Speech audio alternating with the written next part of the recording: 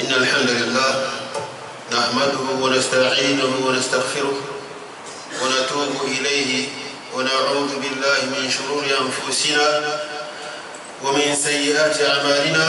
من يهده الله فلا مضل له ومن يضلل فلا هادي له، وأشهد أن لا إله إلا الله وحده لا شريك له، وأشهد أن محمدا عبده ورسوله صلى الله عليه وعلى آله وأصحابه ومن تبعهم بإحسان إلى يوم الدين. ثم أما بعد، يقول الله عز وجل: يا أيها الذين آمنوا اتقوا الله حق تقاته ولا تموتن إلا وأنتم مسلمون. وقال عز من قائل: يا أيها الناس اتقوا ربكم الذي خلقكم من نفس واحدة وخلق منها زوجها وبث منهما رجالا كثيرا ونساء، واتقوا الله الذي تساءلون به والأرحام إن الله كان عليكم رقيبا. وقال عز وجل: يا أيها الذين آمنوا اتقوا الله وقولوا قولا سديدا يصلح لكم أعمالكم ويغفر لكم ذنوبكم، ومن يطع الله ورسوله فقد فاز فوزا عظيما. ثم أما بعد، فإن أصدق الحديث كتاب الله، وخير الهدي هدي محمد صلى الله عليه وسلم، وشر الأمور محدثاتها، وكل محدثة بدعة، وكل بدعة ضلالة، وكل ضلالة في النار. أعاذني الله وإياكم من عذاب النار. عباد الله، لقد أظلنا عام تعليم جديد متعدد العلوم، والعلوم أيها المسلمون تختلف فضلا وقدرا باختلاف المقاصد، كما تتفاوت سموا ورفعة باختلاف الموارد. وأفضل العمول أيها المسلمون، أفضل العلوم وأنفعها للإنسان ما تحصل به سعادة الدارين، وهو ما أخذ من كتاب الله عز وجل العلي القدير ومن سنة رسوله صلى الله عليه وسلم. يقول الله عز وجل: من عمل صالحا من ذكر أو أنثى وهو مؤمن فلنحيينه حياة طيبة ولنجزينهم أجرهم بأحسن ما كانوا يعملون. وإذا حفظت العقول والأخلاق وأحيطت بسياد الدين المتين وربطت برباط العقيدة الوثيق صلحت الأعمال. Louange à Allah, à lui toutes les louanges sont dues. Nous le louons, nous implorons son secours et son pardon, nous nous répandons vers lui. En effet, quiconque Allah guide, nul ne peut l'égarer, et quiconque Allah égare, nul ne peut le guider. Nous attestons qu'il n'y a point de divinité digne d'être adoré en dehors d'Allah Azza wa Jal, et nous attestons également que le prophète Mohammed sallallahu alayhi wa sallam est son serviteur et son messager. Paix et bénédiction d'Allah Azza wa Jal sur lui, ainsi que sur ceux de sa famille qui l'ont suivi dans l'islam, tous ses compagnons sans exception, ainsi que sur tous ceux qui vont suivre leur pas, c'est-à-dire les pas de ces premiers musulmans-là, les pas de Sahaba, les pas de cet échantillon de l'islam, ces hommes et ces femmes que Allah Azza wa Jal a fabriqués autour de son messager sallallahu alayhi wa sallam, qui lui était l'élu. Ces hommes et ces femmes qui sont également des élus autour de cet élu, afin qu'il soit pour nous autres, derniers que nous sommes, des échantillons de l'islam. Afin qu'ils soient des femmes, des hommes et des femmes qui vont nous aider à l'islam, à comprendre le kitab et la sunna. En effet, quiconque s'en va comprendre le kitab et la sunna, contrairement à la compréhension de ces champions, de ces échantillons de l'islam, il s'est automatiquement égaré. Et logiquement, il s'est égaré. Quand on présente légalement. Chef de l'islam, qu'Allah fasse à ce que la paix d'Allah et sa bénédiction également soient sur nous autres. Et cela sera à condition que nous, on suive les pas de ces premiers-là. Qu'Allah nous facilite. Chers frères d'Islam, nous nous trouvons là en début d'une année scolaire et dans bientôt d'une année académique, une nouvelle année scolaire et dans bientôt d'une nouvelle année académique où nos enfants sont et seront appelés à apprendre de la science dans toute sa diversité. Des sciences de ce dunya dans toute sa diversité. Et chers frères d'Islam, nous ne devons pas ignorer que les sciences se diffèrent les unes des autres en termes de degré et de grandeur, cela en fonction du but visé derrière chaque science.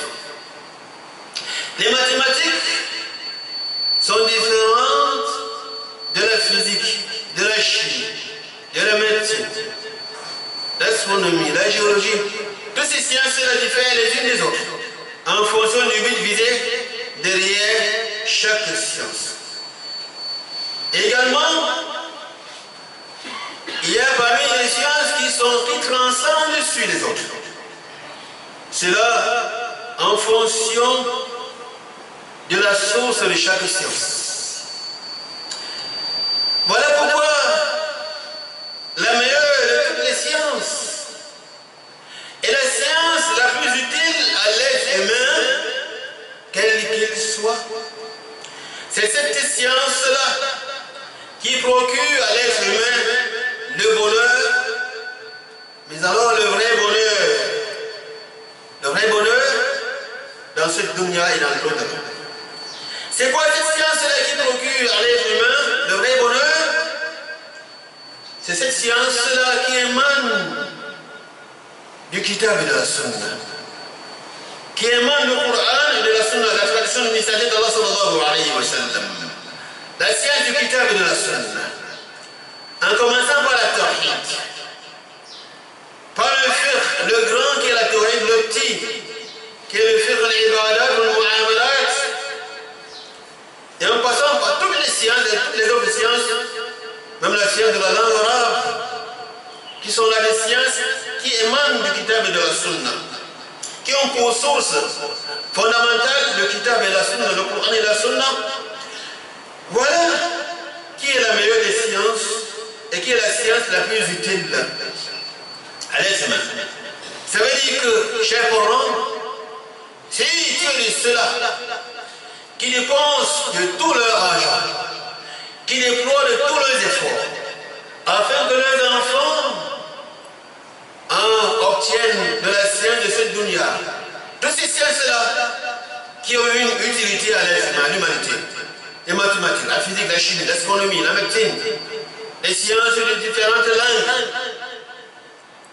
toutes ces sciences-là sont utiles à nous. Mais si toi, en tant que musulman, tu déploies tous les moyens pour que tes enfants aient cette science-là, ces sciences-là, tout en négligeant ce qui est la mère de toutes les sciences, ce qui est la vraie science utile, la science du kitab et de la sunna, c'est que tu es mort et tu as tué tes enfants avec eux. Nous devons, chers parents, déployer de bons moyens pour que nos enfants grandissent dans la science la plus grande, la plus utile à l'humanité tout entière, sans exception, qui est la science du kitab de la sunna. Et à côté de cela, on devrait être les premiers, les champions avec nos enfants dans ces autres sciences que nous osons appeler sciences de dunya. Oui, chers frères de l'islam, ceci parce que il a حفظت العقول lorsque le mental est protégé, wal-akhlaq également, le comportement est protégé.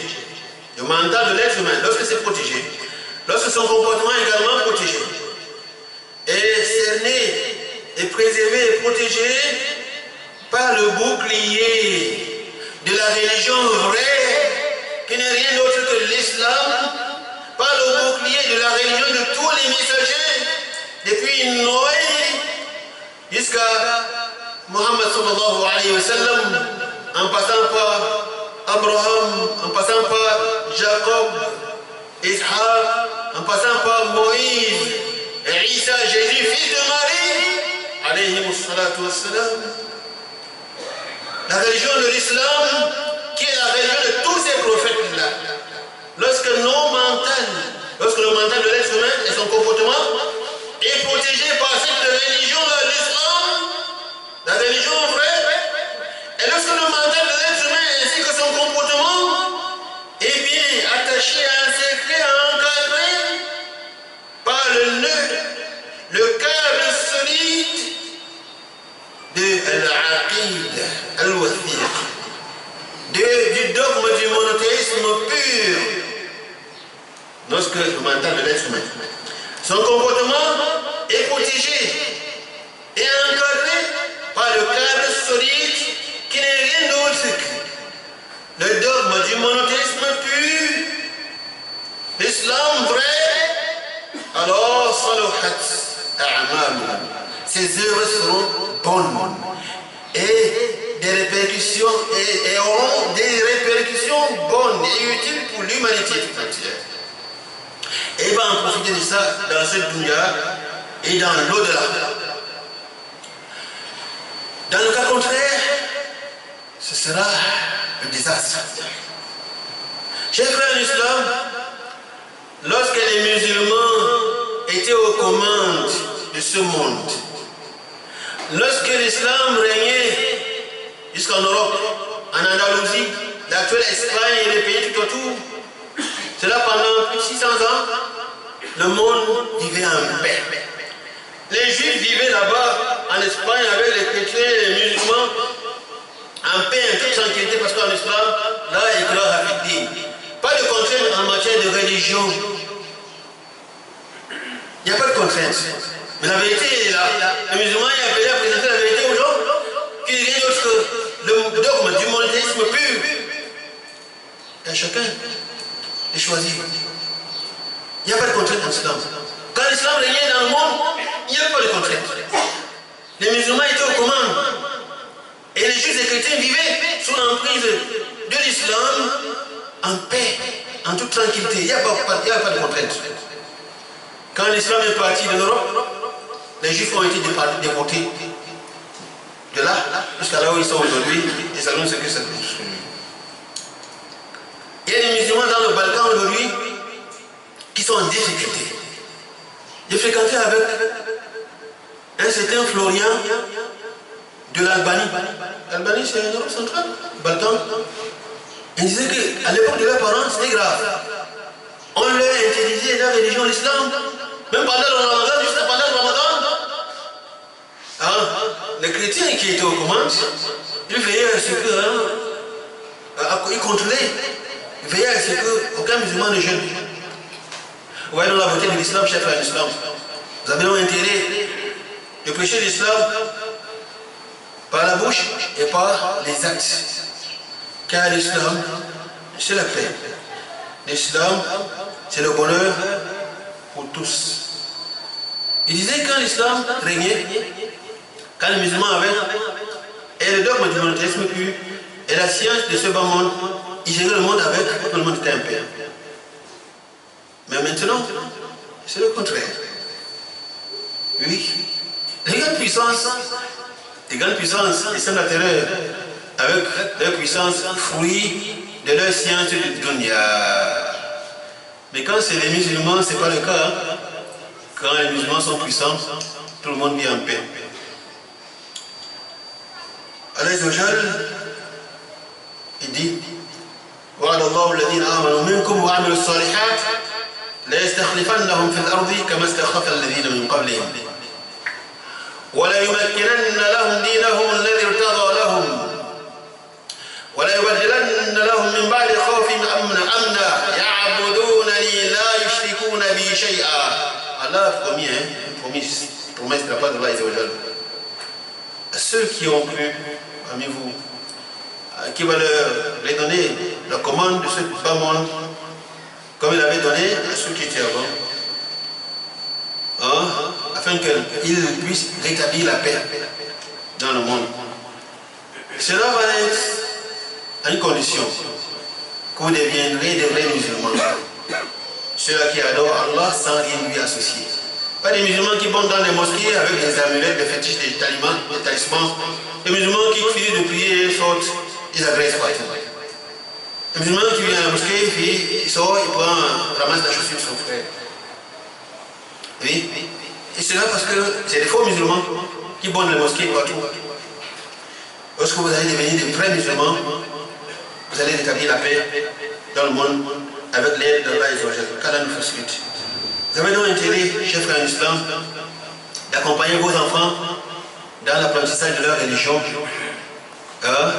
et faire savoir à vos enfants que la science de cette dunya, ils devraient être champions là-bas. Ils devraient être champions là-bas, n'ont pas le droit d'être derrière. C'est leur science. Mon frère, et cela sert à quoi? À un homme musulman de savoir que le soleil va se coucher à Douala à tel moment. Cela sert à quoi? Et les satellites, fruits de la science, qui avec précision, une certaine précision, détectent le moment, l'instant où le soleil va se coucher à Douala. Ok, ça sert à quoi à un homme musulman? Ça sert à quoi? Rien du tout. Cela n'est utile qu'aux musulmans que tu es. Parce qu'il y a une prière à ce moment-là. Quand la satellite a cette capacité de détecter que le moment de la journée où le soleil va traverser le zénith, ça sert à quoi un homme musulman? Ça sert à toi, ô musulman, quand tu as une prière en ce moment-là. Vous voyez donc l'importance de cette science du dunya, surtout quand cela est accompagné de la science utile, la vraie science utile qui est la science du kitab et de la sunna. Le désastre, et tout le désastre, c'est quand on voit les musulmans accorder toute la grandeur aux sciences du dunya et zéro grandeur à la science utile du kitab et de la sunna. Inna lillahi wa inna ilayhi raji'un. On les voit dépenser beaucoup d'argent pour inscrire leurs enfants dans des grandes écoles, des écoles où, machallah, les enseignements sont bien dispensés. Et ils payent à côté de cela des répétitions chères. Quand c'est pour inscrire un enfant dans un institut quelque part comme ici à Al-Hadith ou n'importe où, c'est difficile. Sortir 5 000 francs à payer, c'est difficile. Ça, quel désastre qu'Allah nous en préserve. Chers frères en islam, quelqu'un disait que science sans conscience n'est que ruine de l'âme. Science sans conscience n'est que ruine de l'âme. Cela explique ce que nous venons de dire. Mais il faut chercher à savoir, quand tu comprends ce que c'est que la conscience, la conscience, la vraie conscience. Et on dit science sans conscience n'est que ruine de l'âme. Les musulmans, quand ils ont la commande de ce monde, quand ils ont la science de ce dunya, c'est la paix dans le monde, c'est le grand bonheur dans le monde, parce qu'ils ont apporté de la science, la conscience, la vraie conscience. C'est quoi la conscience? Dans le Larousse, la conscience est définie comme étant une connaissance, ou une intuition, ou bien une connaissance de chacun de son existence, que chacun a de son existence. La connaissance que chacun a de son existence. Une autre définition, la conception réelle de l'existence qui est autour de nous. Alors, qui a la connaissance réelle, la conception réelle, pure de l'existence? C'est le musulman. Le musulman, il sait qu'il n'est pas là par le fait de hasard. Le musulman, il sait que ce ne sont pas les ancêtres qui l'ont créé. Ce n'est pas... Il sait que les catastrophes ne sont pas tout à fait naturelles comme ça là. Qu'il y a quelqu'un qui est au commande. Il sait que c'est Allah qui a créé le monde et c'est lui qui gère. Alors, il sait qu'Allah, il est venu ici, Allah l'a créé parmi les autres créatures, et là il est au-dessus des autres. Il n'est pas comme les animaux qui sont là pour manger, boire et jouir. Il sait qu'il est là pour adorer Allah sans rien lui associer. Quand il donne le droit d'Allah et il devient craintif, chose qui le pousse à donner le droit de tous ceux qui sont autour de lui. Ça fait est-ce que la science que Allah lui donne, il utilise sa bonne science. Il ne terrorise pas les gens avec ça. Il ne nuit pas aux gens avec cette science-là. Vous voyez donc? Parce que la vraie conscience, c'est le dogme du monothéisme pur. La vraie conscience consiste à se rendre compte que c'est Allah qui a créé. C'est lui qui gère le monde. Et il mérite qu'on l'adore sans que les êtres humains que nous sommes, ainsi que les djinns, l'adorent sans rien lui associer. Voilà la vraie conscience. Quand tu as ça, et tu as la science devient utile pour toi parce que tu as la meilleure des sciences utiles qui te procure la vraie conscience. Donc, faisons de nos enfants des vrais hommes conscients de mes chers frères en islam. Le musulman, quand il craint Allah, quand il unifie Allah dans son adoration, il devient celui-là. Quand il a la tawhid, il devient celui-là qui est soumis à Allah parfaitement. Il se soumet aux injonctions d'Allah et de son messager sallallahu alayhi wa sallam. Quand il entend le messager d'Allah sallallahu alayhi wa sallam dire Man rashana falaysa minna, quiconque triche n'est pas des nôtres. Il a peur de tricher. Il a peur de corrompre. Il a peur de détourner le denier public. Il a peur de voler de toutes les formes. Oui. Nos enfants qui sont à l'école, on voit les enfants aujourd'hui au quartier partout. La seule personne que l'enfant respecte, c'est son père, ou son mère, et sa mère à la maison, ou ses grands frères à la maison. Tous ceux qui sont là-bas dehors, autour de lui, aucun respect pour eux. Pas ceux qui n'ont pas l'éducation de l'islam. Quand le professeur Sasson dit n'est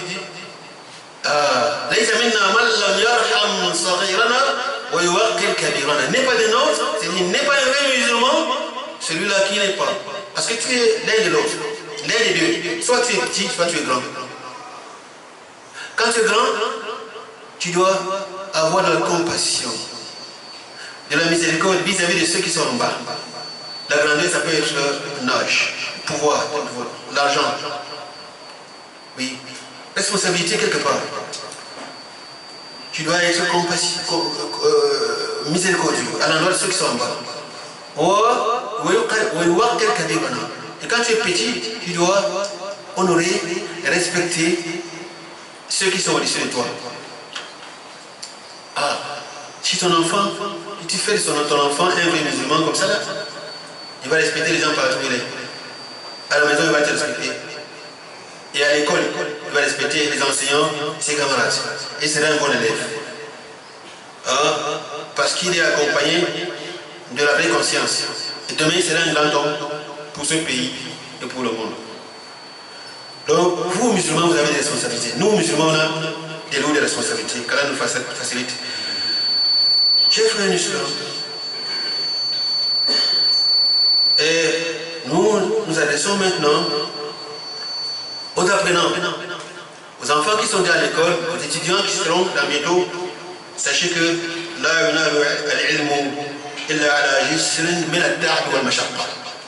la science, tu ne peux pas dormir sur ton oreiller comme ça, la science vient de trouver. Toutes les sciences, quelle que soit la science, tu ne peux pas comme ça dormir sur ton oreiller, ça vient de trouver. Il faut se battre. Et il faut accepter de s'humilier. L'apprenant doit apprendre à être humble. Il doit s'humilier. Parce que l'apprentissage, le processus de l'apprentissage, ça procure cela. Ça dégage cela. L'apprenant doit apprendre à s'humilier. Et si tu refuses de t'humilier maintenant, pour quelques instants de ta vie, pour quelques moments de ta vie, sache que Comme quelqu'un disait, من لم يصبر على ذل التعلم ساعة تجرع كأس الجهل أبدا. Quiconque n'accepte pas de s'humilier un instant dans le processus de l'apprentissage, il va goûter du verre de l'ignorance à grand jamais. Ya subhanallah, inna lillahi wa inna ilayhi raji'un. Musiba. Qu'est-ce que tu choisis, mon frère en islam? Donc, choisis de t'humilier maintenant devant Allah. Hein? En étant un vrai musulman, et tu seras grand demain, quand Allah nous facilite. Et nous devons apprendre que, quelle que soit la science qu'ils apprennent, à la base, les sciences du kitab et de la sunna, le musulman est appelé à apprendre cela. Mukhlisan lillah. À ne chercher à travers cela que l'agrément d'Allah, la face d'Allah est au Nous disons d'entendre de nos propos que les sciences se dépassent en fonction du but visé et également en fonction de la source. Le but visé derrière la science du kitab et de la sunna, c'est la face d'Allah, le grand bonheur dans l'au-delà. Et la source de ces sciences-là, c'est Allah, le Seigneur du monde, créateur des cieux et de la terre. C'est ça qui fait de la science du kitab et de la sunna la science la plus utile, la plus grande. C'est ça qui fait la théorie la science la plus grande. Toute autre science, tu peux l'élever. Toute autre science est en bas. Elle ne sera élevée qu'avec al-ikhlas. Apprenons à nos enfants qu'ils peuvent apprendre les mathématiques dans le but. Ces mathématiques-là, c'est Allah et tout ça, l'origine c'est Allah. Donc ce sont les sciences. Et Allah a créé ça. Parce qu'il y a des sciences, il y a des choses qu'Allah a créées, il n'a pas créées, comme la magie. Parce qu'il n'a pas créé ça, on ne doit pas apprendre ça. Toutes les autres sciences qu'Allah a créées, les maths, la physique, la médecine, tu peux apprendre ça en visant l'agrément d'Allah. Ça devient une très grande science. Si demain tu es docteur en mathématiques, tu as appris les mathématiques afin d'être utile. Afin d'être utile à l'islam. Afin d'être utile à l'islam. Afin de faire l'honneur à l'islam. Afin de servir la Ummah avec. Tu apprends pas pour le dunya, mais afin d'être celui-là qui aura toutes les conditions autour de lui qui vont lui permettre d'adorer Allah sans rien l'associer. Ça devient une grande science. Mais si c'est le contraire, c'est rien du tout. Donc, apprenons à nos enfants à être sincères dans tout ce qu'ils apprennent comme science. Il disait que la base de la science de Kitab de la Sunna, on doit être sincère dans ça.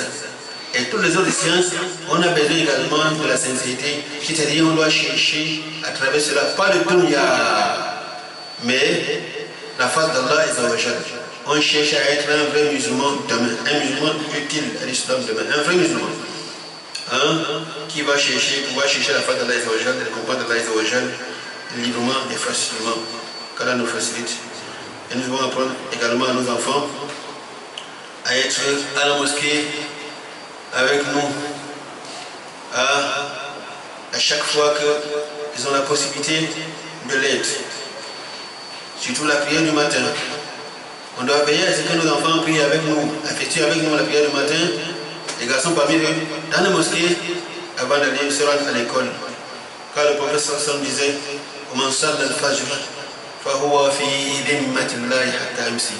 et quiconque a compris la prière du matin, c'est-à-dire en jama, si c'est un homme, la personne sera sous la protection d'Allah jusqu'au soir. Préservé de tous les shayatins, insihim wajibihim, et tous les démons, qu'ils soient humains ou bien qu'ils soient parmi les jeunes. L'enfant sera protégé contre tous les maux qui minent la société. Partout ils seront, tant qu'ils auront accompli avec nous la prière du matin à la mosquée avant de sortir pour aller à l'école. Qu'Allah nous facilite.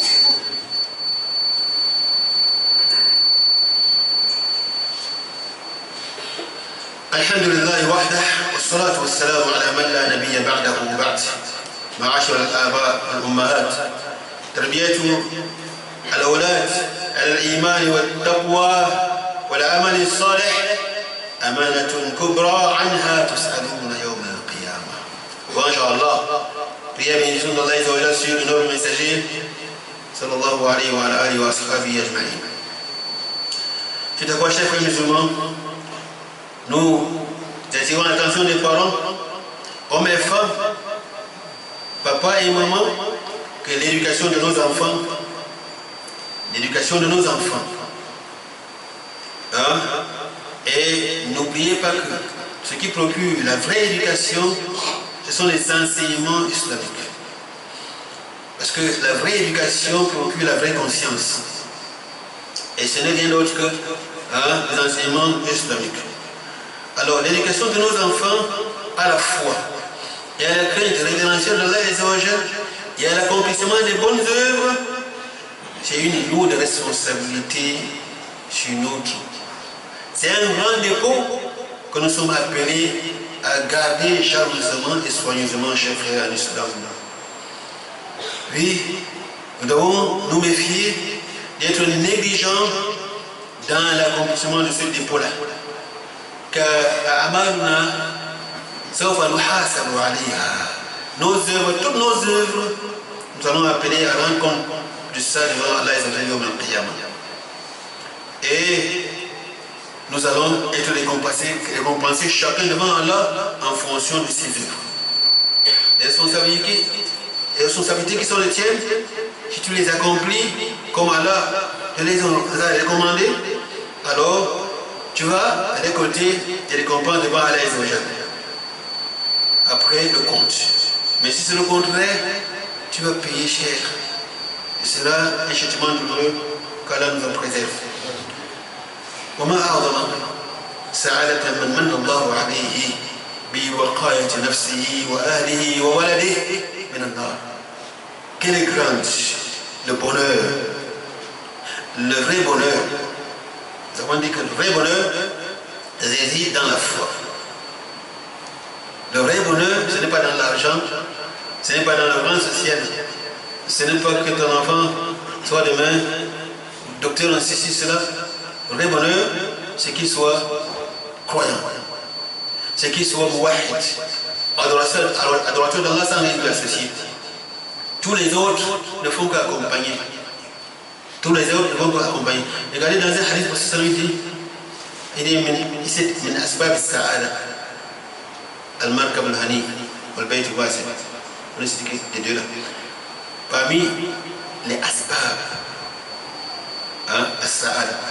Donc après la foi, qui est la base du bonheur, comme vous avez entendu dans le verset, parmi ce qui vient ajouter au bonheur, il y a le fait que l'être humain, le croyant, il est une monture qui soit bien et qui l'accompagne partout où il veut, quand il veut, par la grâce d'Allah. Une autre source de bonheur à côté de la foi, le fait que l'être humain, quand il est là où il est, qu'il ait un logement décent. Un logement décent. Tout ça, cela se passe à travers pas la science de ce dunya. Ça se passe à travers la science de ce dunya.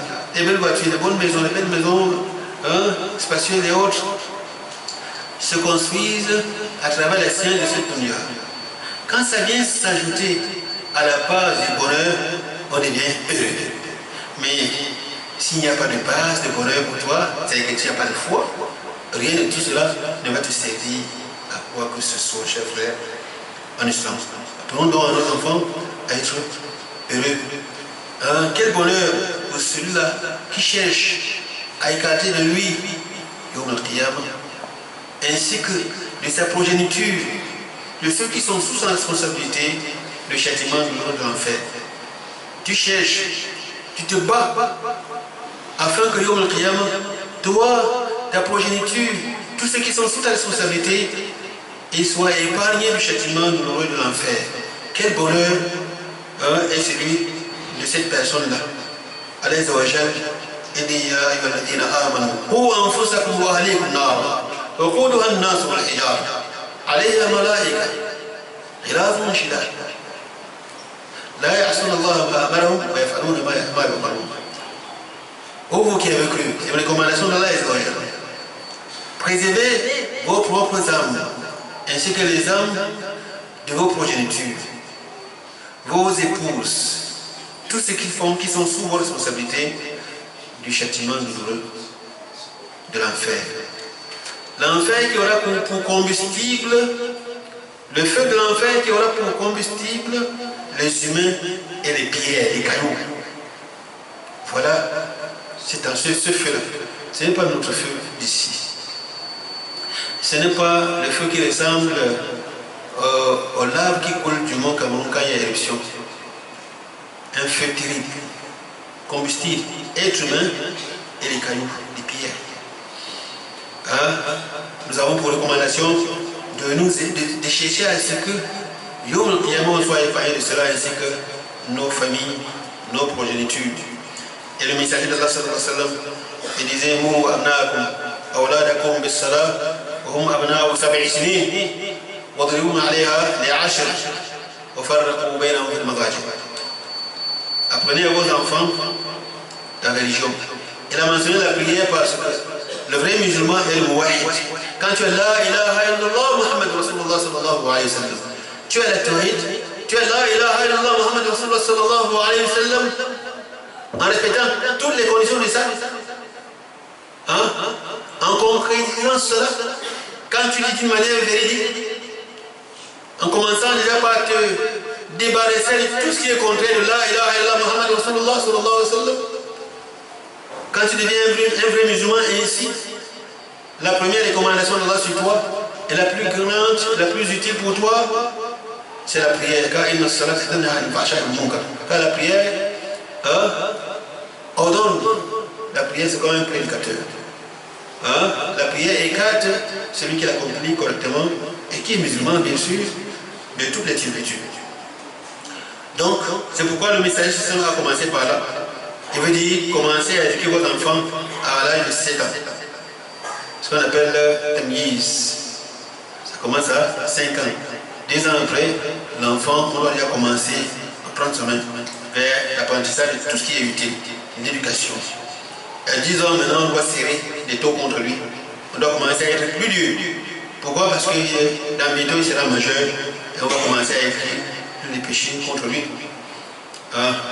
Voilà l'islam, chers frères, en islam. Donc, qu'Allah nous facilite, qu'il fasse à ce que nous soyons les vrais musulmans, qu'on soit des hommes conscients,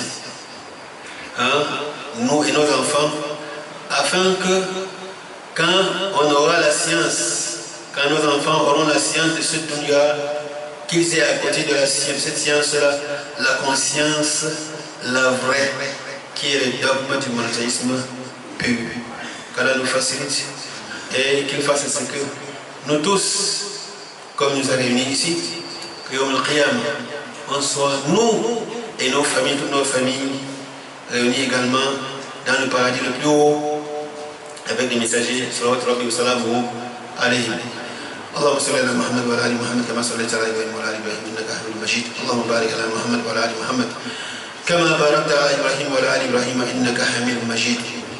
اللهم انا نسالك الهدى والتقى والعفاف والغنى. اللهم اهدنا واهد بنا واجعلنا سببا لمن اهتدى برحمتك يا ارحم الراحمين. ربنا هب لنا من ازواجنا وذرياتنا قرة اعين واجعلنا للمتقين اماما. ربنا اغفر لنا ولاخواننا الذين سبقونا بالايمان ولا تجعل في قلوبنا غلا للذين امنوا. ربنا انك رؤوف رحيم. ربنا تقبل منا انك انت السميع العليم وتب علينا انك انت التواب الرحيم. ربنا اتنا في الدنيا حسنه وفي الاخره حسنه وقنا عذاب النار. وصل اللهم وبارك وانعم على نبيك محمد وعلى اله واصحابه اجمعين واخر دعوانا الحمد لله رب العالمين.